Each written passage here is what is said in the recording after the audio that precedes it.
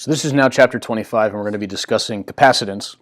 Some basic things. Voltage we know is potential difference. Okay, so when we talk about voltage, what we mean specifically is potential difference, right, a delta V, between 2 points in space or 2 points in a circuit, right, anywhere. A capacitor is a device that stores charge on it, stores energy as a potential energy field in an electric field.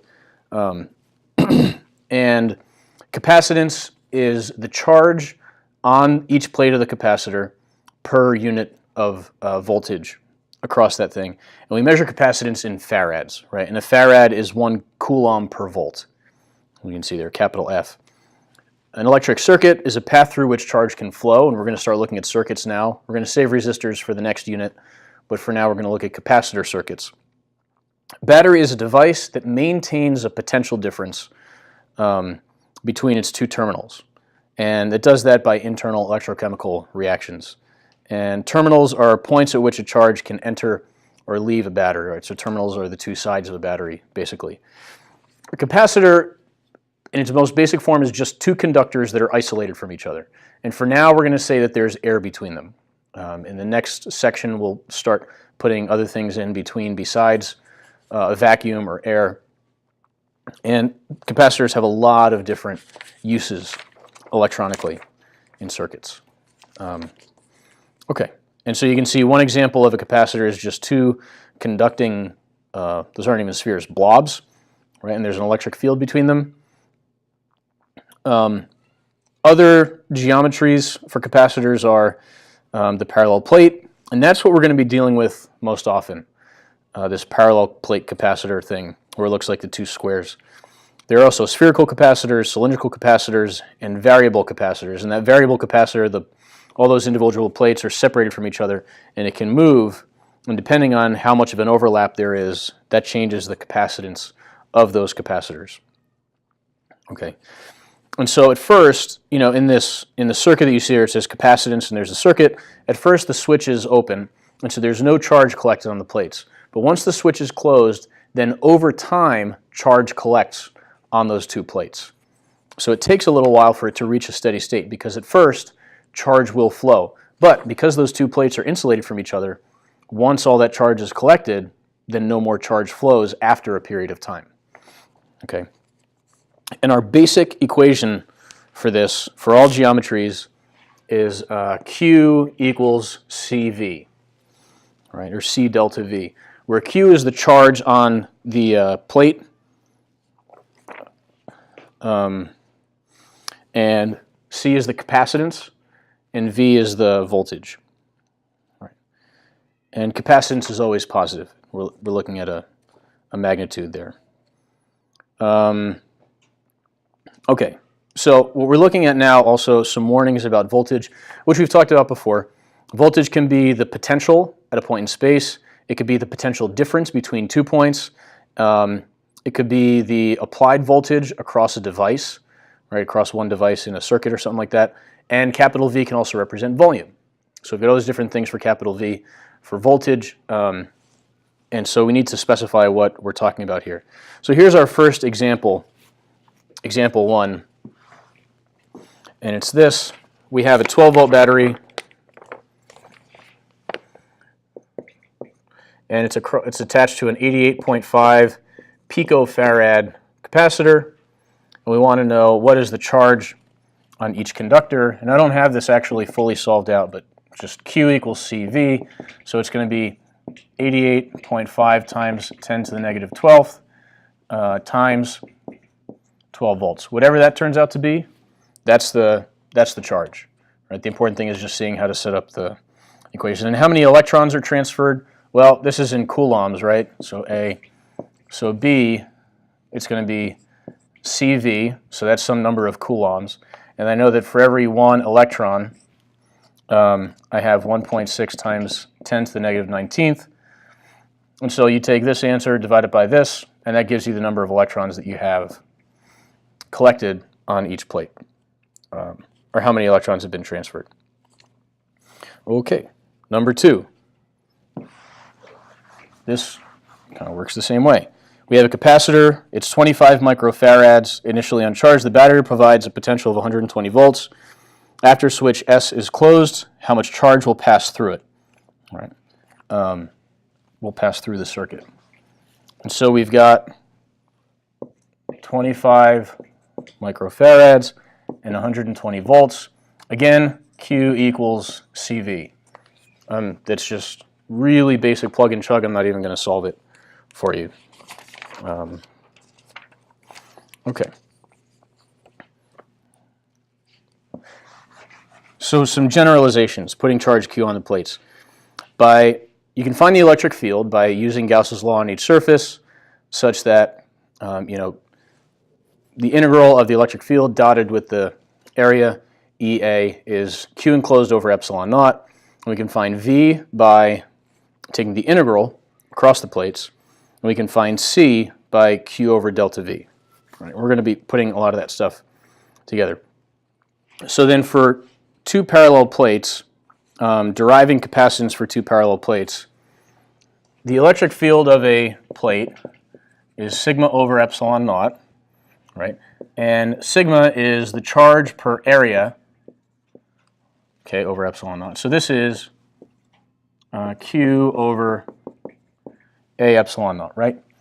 And V is equal to negative ED, where D is the distance between those plates. You can see that there. And so we have Q over A epsilon naught as E times D.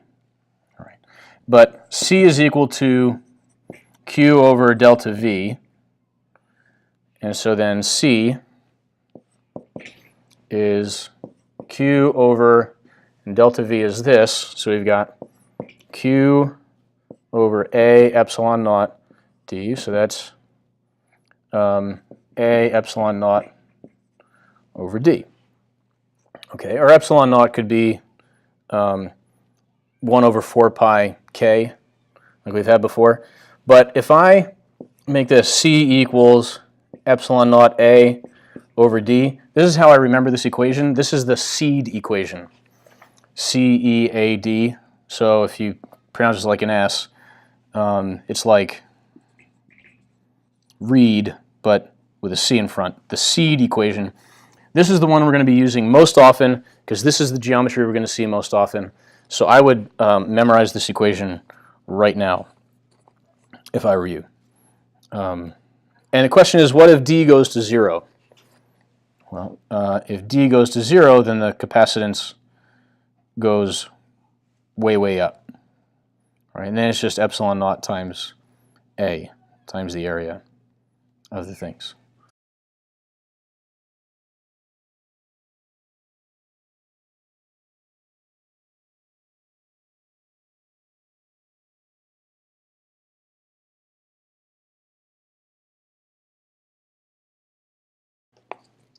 For these other derivations, you can copy these down. You're not required to be able to reproduce them, but you should see the derivations and how they work. They're all based on electric potential, change in electric field, change in potential, and then putting that into the C equals Q over delta V equation for a cylindrical capacitor, for a spherical capacitor, and then for an isolated spherical capacitor. Here they are. Now let's take a look at example 1. This next one, it's in the isolated spherical capacitor for the capacitance of Earth. All right. So for an isolated spherical capacitor, it's C equals RA over KE, where K is the 9 times 10 to the 9th Newton meter squared per Coulomb squared. And the net, this R value, right, which is the radius, would be 6.37 times 10 to the 6th meters over 9 times 10 to the 9th. And so we end up with 7 times 10 to the negative 14th farads. So that's the Earth's capacitor, because the Earth is an isolated sphere. And so recap, the capacitance depends on geometry. Again, the parallel plate capacitor is the one that you're going to see most often, but cylindrical, spherical, isolated spheres, you should be able to see that, see them and at least recognize them. Q and V don't appear in any of these equations because the capacitance only depends on the geometry. Right? The C and the V is what is applied later, and then how much charge can be stored depends on the geometry. Right? So equivalent capacitor is a single capacitor that has the equivalent capacitor as a combination of capacitors. So now we're going to be combining capacitors to see how do they add up, just like we combined resistors to see what's the equivalent resistance. Parallel circuit, so that's a circuit where the potential difference is the same across a combination of circuit elements. And a series circuit is where the potential difference is equal to the sum of the potential difference across each of the components. Right? So series and parallel you should be familiar with. We talked about that with springs. I know you covered this stuff with in physics last year as well.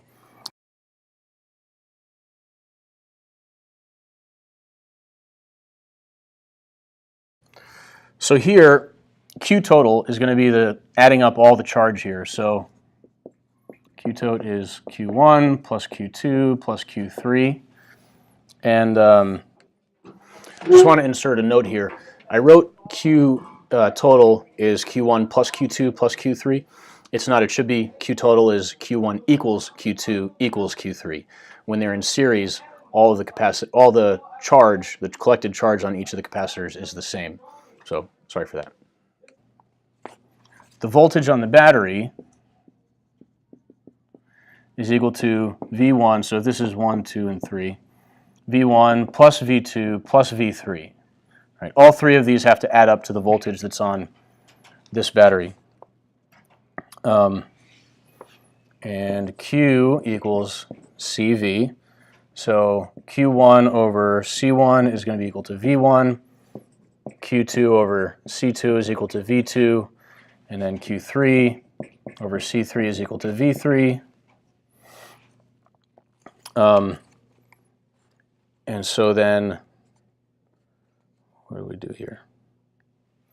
If I do Q total over equivalent capacitance, that's equal to the V,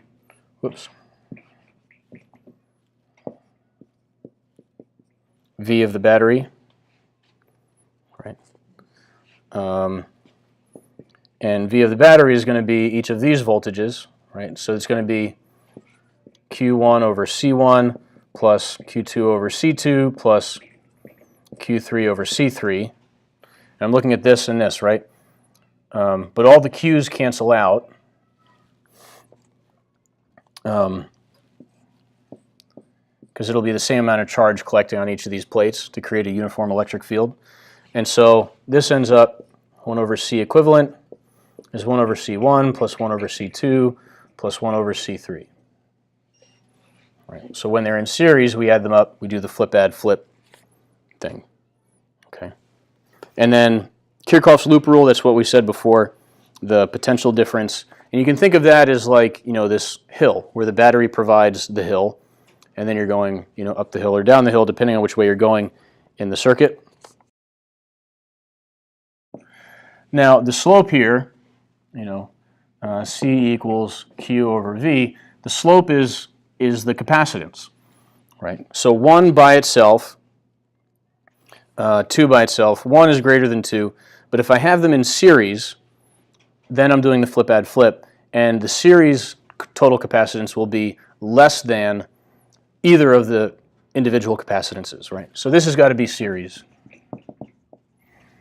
And if I have them in parallel, then I'm adding them up. And their sum will be bigger than any of the individuals. And so this has got to be parallel. I know that C1 is greater than C2, so that's how we solve that one. Okay. That next slide there, what you're filling into the box, again, in series, 1 over C equivalent is 1 over C1 plus 1 over C2, etc. The box to the right of that, it says write this for 2. If you only have 2 capacitors, then the product over the sum is equal to the equivalent, right? The product over sum thing. And then in parallel,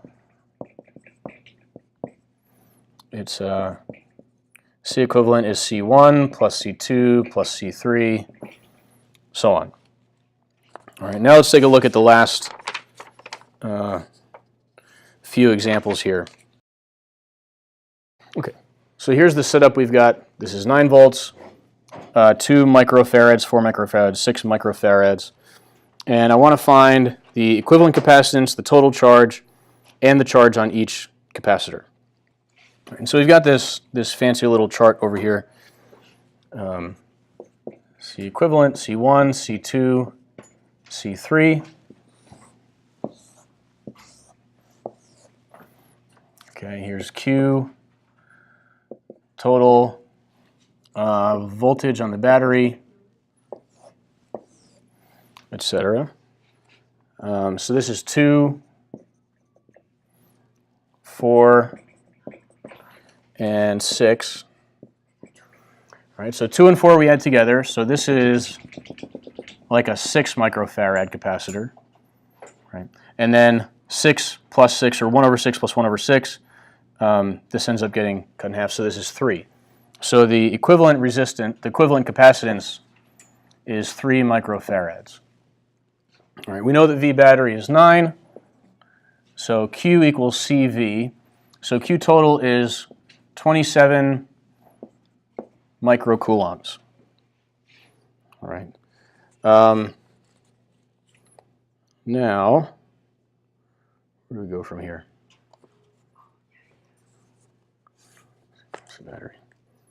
I know since these are the same, right? I can do. Since these are the same, I know that the voltage is getting split evenly by these two, and so then these two will also have the same voltage across them. So these are all going to have 4.5 volts across them, and then Q equals CV. This times this gives me 9 microcoulombs.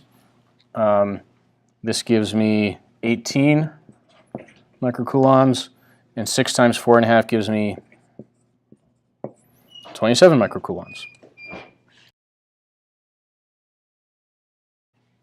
All right, so as I'm doing this, the first thing I'm going to do is I'm going to kind of section these off, and so to find the equivalent capacitance.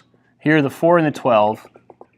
If I do 1 over 4 plus 1 over 12, this ends up being, 3 over 12, which is 4/12. And you flip it, so this is equivalent capacitance of 3. All right, and then 3 and 9 get added, and you get 12. So all of these together, right, this whole thing is like having a 12 microfarad capacitor. And then 1 over 12 plus 1 over 6, this would be 2 over 12. So this is like 3 over 12. So all total, it's like having a 4 microfarad capacitor. All right. So I'm going to make my little chart down here. This is 4. VBAT is 30. Now I've got a 4, a 12, a 9, and 6, all microfarad capacitors. And so then 4 times 30 is 120. This is in microfarads. This column is in microcoulombs. Okay. Let's see. Now, 30, this voltage is going to be split between the 6 and the 12. It's like the 12 is in series with the 6. And so then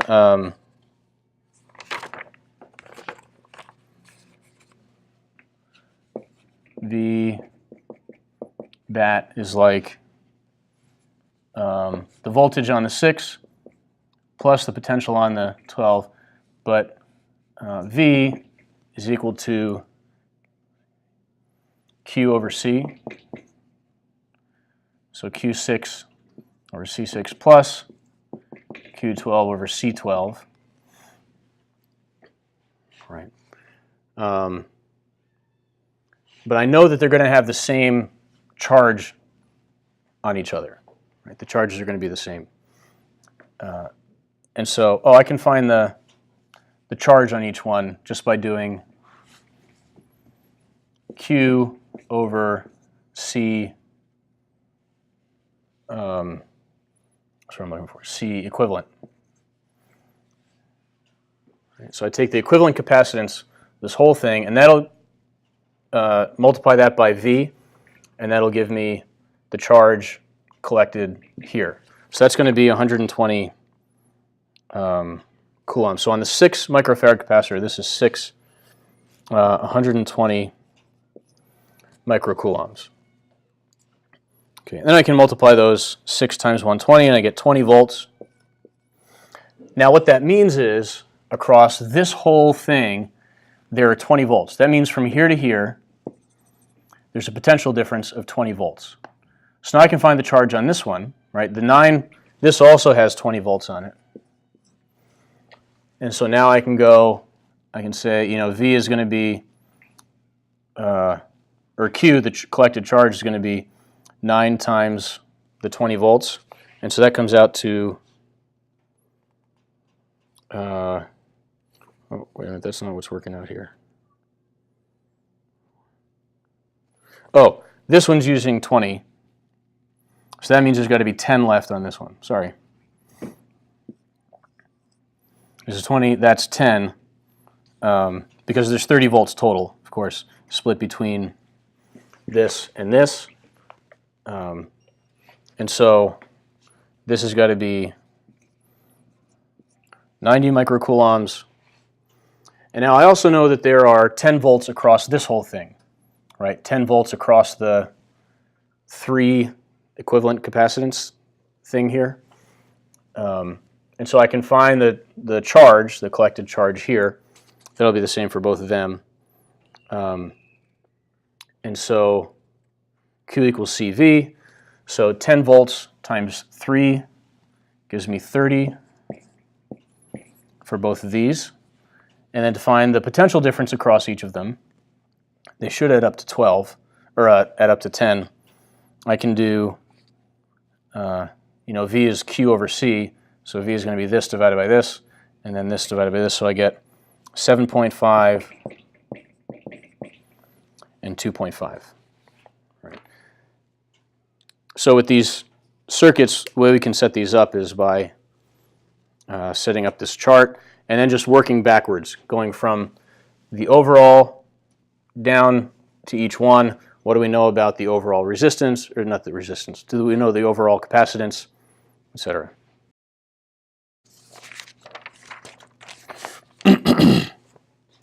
Okay, in example 6, we have a 100 picofarad capacitor charged to a potential difference of 50 volts. The charging battery is disconnected.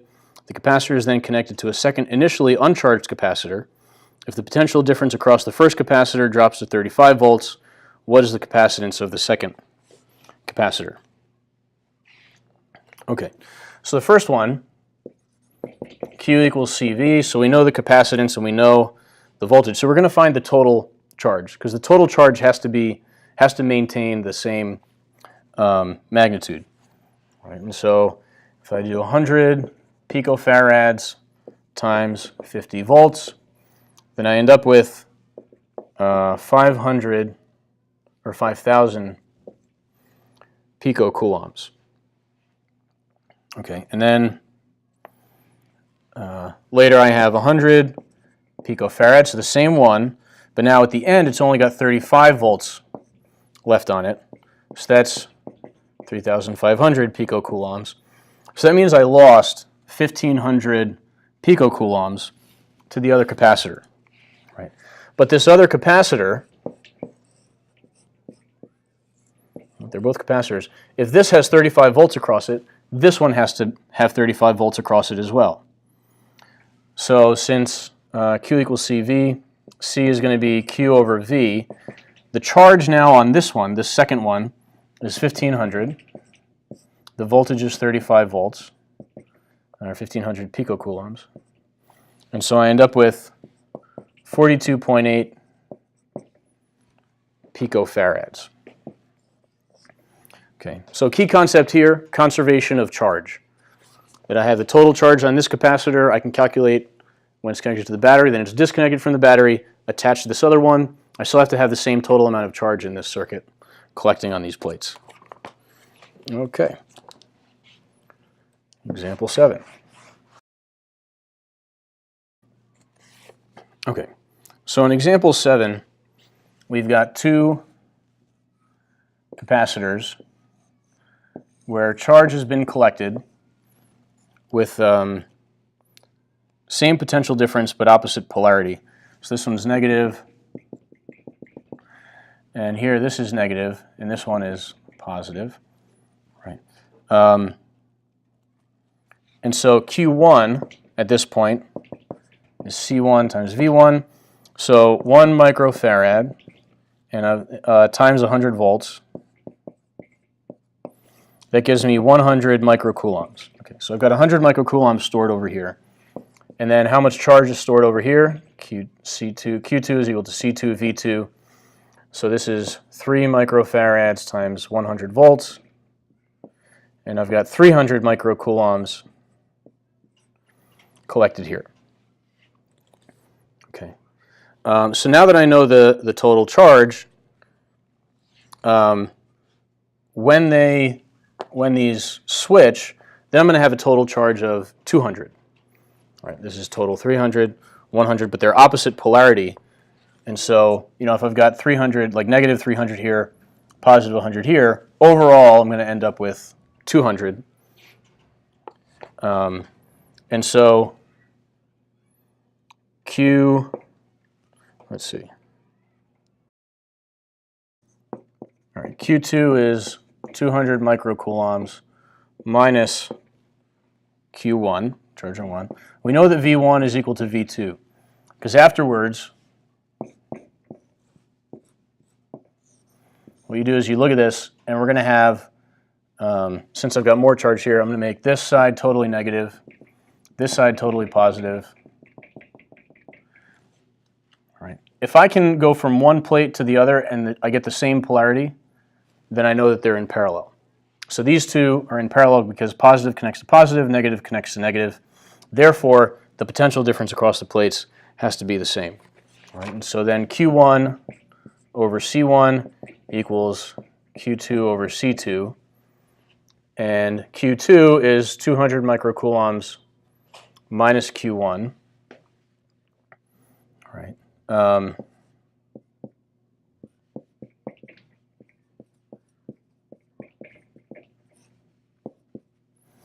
And I know C1 and C2, this is 1 and this is 3. These are microfarads. Okay, and then we can solve down here for Q1, and we find that Q1 is 50. And that means then that Q2 is 150 volts, or microcoulombs. Okay, so that's the answer to part B. Now the answer to part A, the potential difference, would just be V divided by C. All right. V equals Q over C rather. And you could use either one of these because the potential difference should be the same. So if we take the 1 microfarad capacitor, flip that, 50 microcoulombs over 1 microfarad, and I'm left just with 50 volts, is the new potential difference across these two capacitors. All right. Now we've got one example left to go.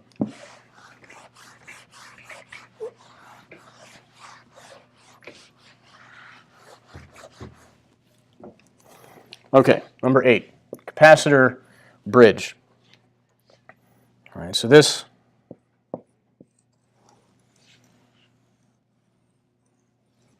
looks like this. I've got capacitors here, here, here, here, and here. And so what we do is we connect, or we've got these batteries. I know that V4 has to be equal to V1, right? Because these are connected. Here, there's a voltmeter. All right, and so these two are in parallel, and then these two are in parallel with each other also. So V4 is equal to V1, because here's 4, 1, 3, and 2. And then V3 is equal to V2. But I also know that Q3 is equal to Q4. Right, and I know these are equal because the difference across here is 0, right? If I can get this to be 0, then that'll be true, right? But these are in series, so Q3 is equal to Q4, and Q1 is equal to Q2. And so now I have these equations. C3 V3, that's this, is equal to C4 V4, and C1 V1 is equal to C2 V2. All right, but V2 is equal to V3, so I can substitute some things in here, right? In here, I'll write V2. So this one's going to become C3 V2 equals C4 V1, because V4 is equal to V1. Right. So now I can plug this in. V2, C3, V2 is Q2 over C2, and that's equal to C4 Q1 over C1.